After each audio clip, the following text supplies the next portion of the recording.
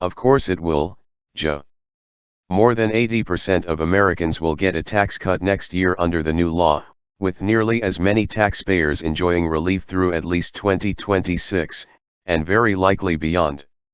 Of the plan's tiny handful of losers, less than 5%, most are high-income earners living in high-tax states who itemize their deductions as opposed to taking the now doubled standard deduction, as 70% of filers currently do, a number that will grow. It doesn't sound like many West Virginians fit that profile.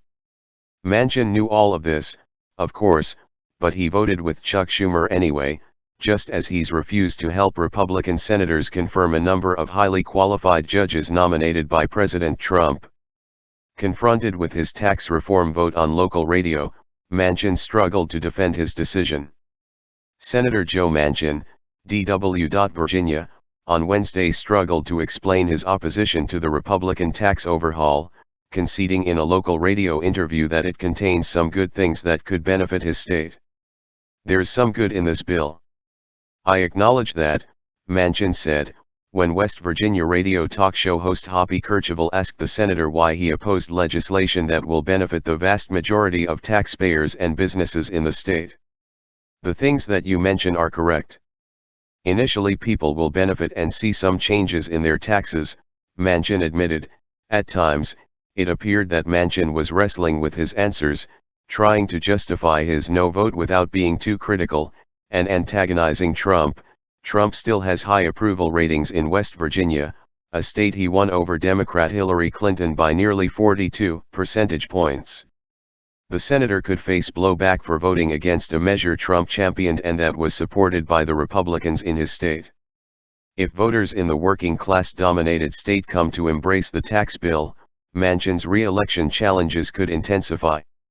And it's not just him. Democratic senators from Republican-leaning states facing similar potential hurdles over their opposition include Claire McCaskill of Missouri, Heidi Heitkamp of North Dakota, and Joe Donnelly of Indiana.